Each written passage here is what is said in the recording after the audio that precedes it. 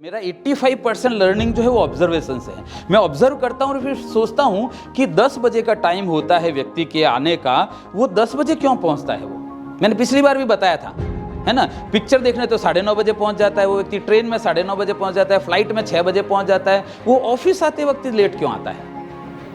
क्योंकि वो पर्पज़ की क्लैरिटी नहीं है। 10 बजे काम शुरू करने का टाइम है, उसका पहुँचने का टाइम कर देता है वो, है ना। तो जिस दिन पर्पस क्लियर हो जाता है ना, उस दिन व्यक्ति को उठाने की जरूरत नहीं पड़ती है। और मैं मेरे घर का एग्जांपल देता हूँ, लाइव एग्जांपल देता हूँ। सार्थक मेरा बच्चा है, ठीक है, मेरा बेटा है, 10th में है। उसको सुबह अलार्म कौन रखता है स्कूल जाने के लिए? मम्मी रखती है, पापा नहीं रखते। भैया कौन बोल रहा है? पापा तो एक ही बात बोलते हैं, पापा बोलते हैं देख भैया मैं बना रहा हूँ एडवाइजर लर्निंग रिसोर्ट, वर्ल्ड का सबसे, गौम जी बहुत क्लियर है इस मामले में।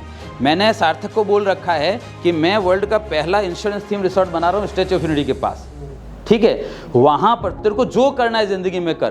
तू योग्य व्यक्ति बना तो सीईओ बन जाएगा, और तू नहीं योग्य बना तो भी मेरे रिसोर्ट में सिक्योरिटी वाले की भी पोस्ट होगी। समझ में आ रही है?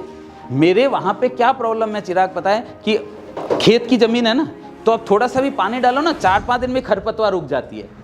वो खरपतवार उगती है ना, तो मेन पौधों को नहीं बढ़ने देती। तो मुझे 2 लोग चाहिए होते हैं जो उस खरपतवार को, निंदामण बोलते हैं उसको, कि जंगली घास को चुनता रहे। तो मैंने मेरे बेटे को बोला हुआ है कि मुझे तो उसके लिए भी एक आदमी चाहिएगा। तो तू भूखों नहीं मरेगा, इतना इंतजाम कर दिया है, पर तू किस पोस्ट पर जाएगा वो जिम्मेदारी तेरी है। समझ में आ रही बात? तो मैं मेरा पर्पस क्लियर कर दूं अगर जीवन में, तो अभी उस अलार्म कौन रखता है? मम्मी। लेकिन सुनना बहुत ध्यान से, जब उसको बास्केटबॉल खेलने जाना होता है ना, तो कोई अलार्म नहीं रखता है, बिना अलार्म नींद खुल जाती है, ठीक है। और हम लोग देखते हैं साला कहां गया सार्थक, पता चलता है 6 बजे वो प्रैक्टिस करने के लिए वहां पहुंच चुका है। अदरवाइज उसको ट्यूशन छोड़ने कौन चलेगा, पापा आप चलोगे कि मम्मी आप चलोगे, और वहां वो अपने आप पहुंच जाता है। समझ रहे हैं? उसको गूगल से ऑटो वाले को पे करना आता है, और जो ऑटो वाला जी पे से नहीं लेता है उस ऑटो वाले को छोड़ देता है, बोले कैश नहीं है, जी पे करूंगा, चलना है। कहां से आया ये सेल्फ बोर्ड कहां से आया? सेल्फ एक्शन पर्पस से आया।